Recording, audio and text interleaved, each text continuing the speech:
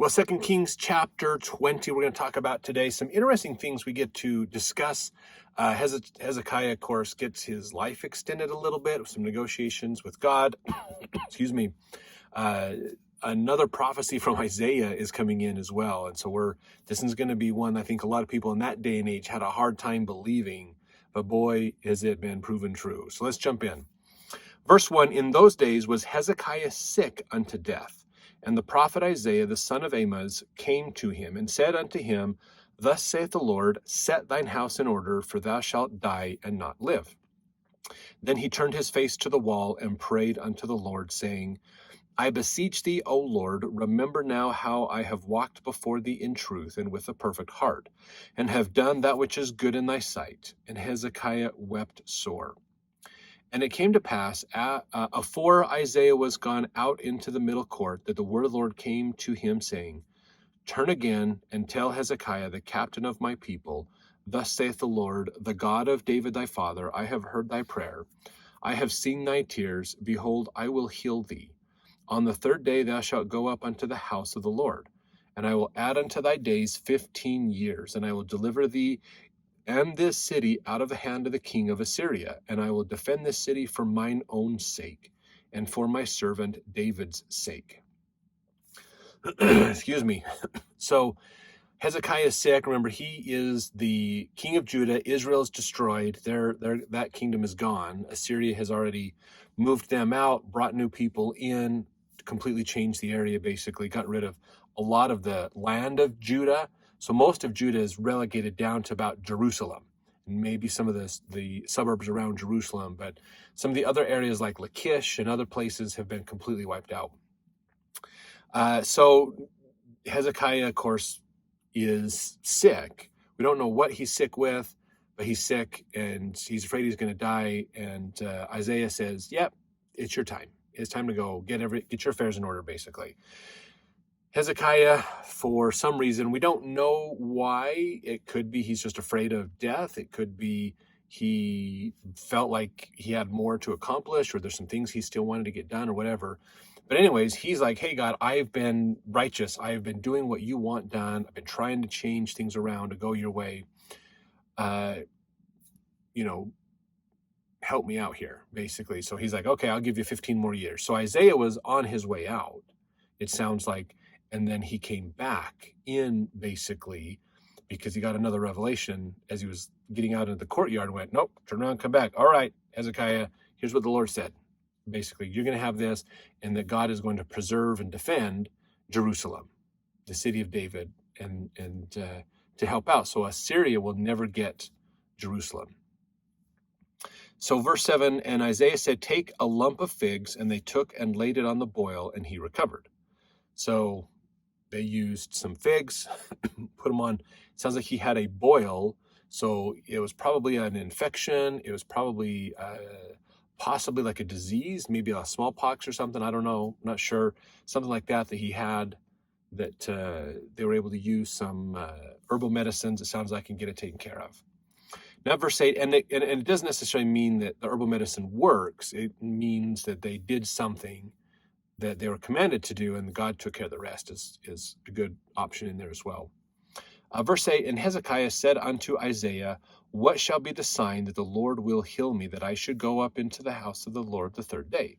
And Isaiah said, this sign shalt thou have of the Lord, that the Lord will do the thing that he has spoken. Shall the shadow go forward 10 degrees or go back 10 degrees? And Hezekiah answered, it is a light thing for the shadow to go down 10 degrees. Nay, but let the shadow return backward 10 degrees. So this is talking about a sundial, all right? So this is a like a flat, round rock or stone or something that they have made with a piece of metal, oftentimes in it, kind of a triangular looking piece of metal. The point of that is to position it in a certain place, and then as the sun, moves through the sky, the shadow rotates around like a clock, basically, to give you an idea of where in the day you're at. If you think about it, to have that shadow go backwards, because they know it only goes in one direction. The sun comes up and it goes down. It comes up, it goes down every single day.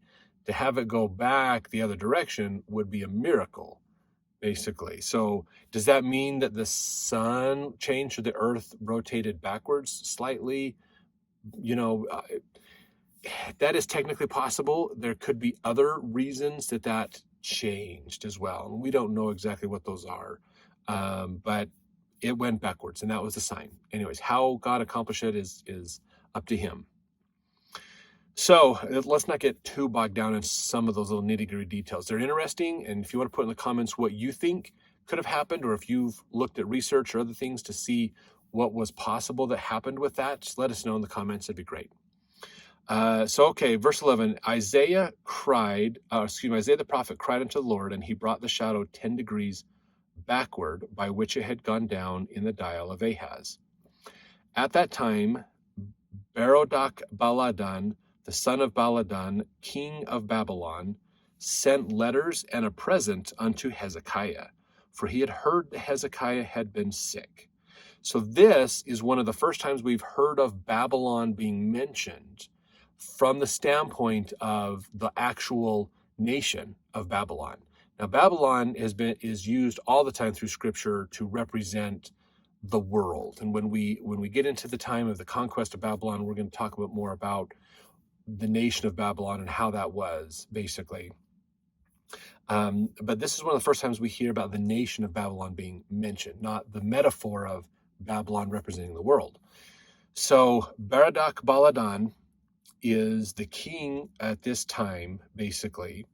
And he, of course, he's heard that Hezekiah is sick.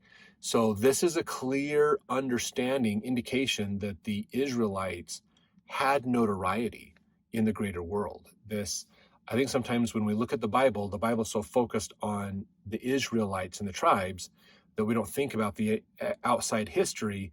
And a lot of outside history ignores the fact that the Israelites were there.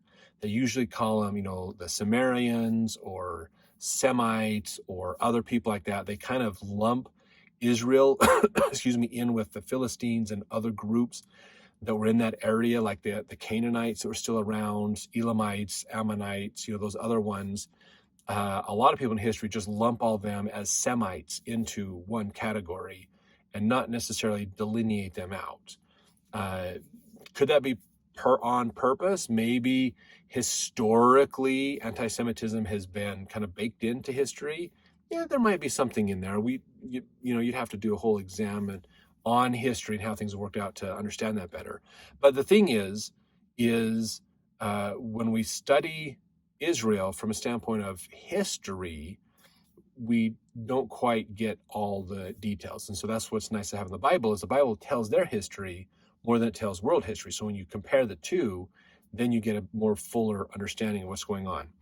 It's important to realize that Babylon has been around almost the same length of time as Assyria has been around. Those two nations were relatively close in origin. Some might say Babylon's a little older, in fact, depending on how you date the beginning of the nation of Babylon. But the thing that's interesting about this is, so we have Assyria. Assyria, remember, they control everything now. They're hitting the peak of their power. They're up there. They're like the world dominating power at this point, basically.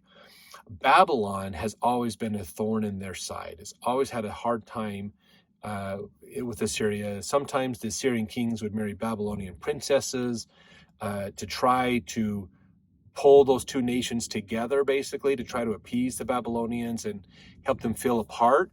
The Babylonians have always wanted to be distinct and different from Assyria.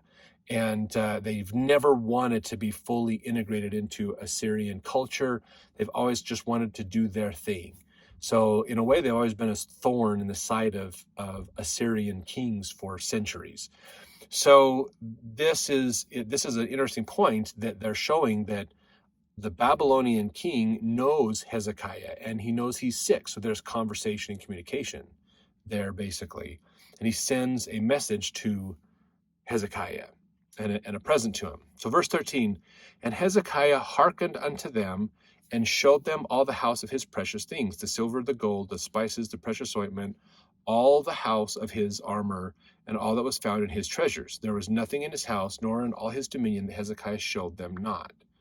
So he's showing these people around that are here as representatives of Babylon and showing them the wealth, the influence that Israel has had.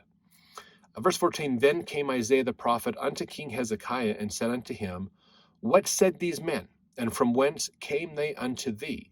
And Hezekiah said, they are come from a far country, even from Babylon. Now, Isaiah uses Babylon all the time in his writings to represent the world. It's a metaphor for the world. So he's very familiar with this nation. We're going to see this as we get into Isaiah's writings, how he uses Babylon, the nation, and what their culture and their way of doing things as a way of understanding the wickedness of the world, if you will, basically. So there's going to be a lot of fun stuff we get to play with that in Isaiah's book. So verse 15, and he said, what have they seen in thine house? And Hezekiah answered, all the things that are in mine house have they seen. There is nothing among my treasures that I have not showed them.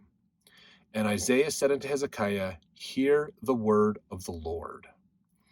Now this is an important prophecy, very important prophecy here. Verse 17, behold, the days come that all that is in thine house and that which thy fathers have laid up in store unto this day shall be carried into Babylon.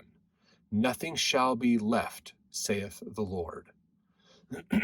This is a big deal, saying that Babylon is going to basically occupy Israel at some point in the future, and all the treasures, everything in Israel is going to be moved to Babylon. So not necessarily a positive thing for Israel here. Verse 18, and of thy sons thou shalt issue from thee, which thou shalt beget, shall they take away, and they shall be eunuchs in the palace of the king of Babylon. So the descendants of Hezekiah are going to be made eunuchs, meaning they cannot have children. So the line of Hezekiah will end as far as genetics and childbirth, and they will be servants in the king's palace in Babylon, basically, in the future. Verse 19, then Hezekiah said unto Isaiah, good is the word of the Lord which thou hast spoken. And he said, is it not good if peace and truth be in my days? And the rest of the acts of Hezekiah and all his might, and how he made a pool and a conduit and brought water into the city, are they not written in the book of the Chronicles of the kings of Judah? And Hezekiah slept with his fathers, and Manasseh his son reigned in his stead. So again, we have that lost book. We don't know about it. So we got to figure out, hopefully we can find this stuff, because there's a lot more writings in there. Hezekiah has now passed away, so those 15 years are up. Basically, he got 15 years at the beginning of this chapter. By the end of the chapter, they were up. But in the meantime, we hear of this one experience where while he was sick, Babylon sent emissaries. So he's probably better by the time the emissaries made that journey. He showed them all the treasures of Israel, got them introduced. So maybe they're familiar, but not super familiar with Babylon. Maybe this is a first introduction between the two of them. They go back to tell their king in Babylon about Israel and all these things. But eventually, Babylon's going to come in and take over Israel.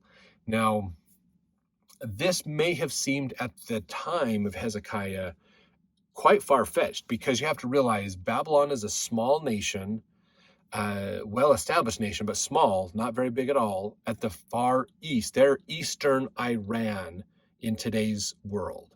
So if you think of the geography, look at eastern side of Iran, more of that area, central to eastern Iran is Babylon. And then they had to walk and make the trek from there over to Israel to meet with them. And the whole area is controlled by Assyria. Assyria is, again, hitting their peak as far as world domination. So if for Babylon to come to Israel and to take everything from them, they would have to go through Assyria. And so it would feel like that's a near impossibility at the time. That's going to be proven wrong in a little while. We're still probably about 100 some odd years from that happening. Maybe actually just a little less than 100 years, because we're probably around 750-ish, I'm assuming right now, 720, 750, whereas it was around 685 that destruction happened. So we're not super far from it, but we're going to see how this works out. So let's jump into the next chapter as Manasseh, Hezekiah's son, is now taking over. Let's see if he does as good as his father or better. Hopefully not worse, but we'll see.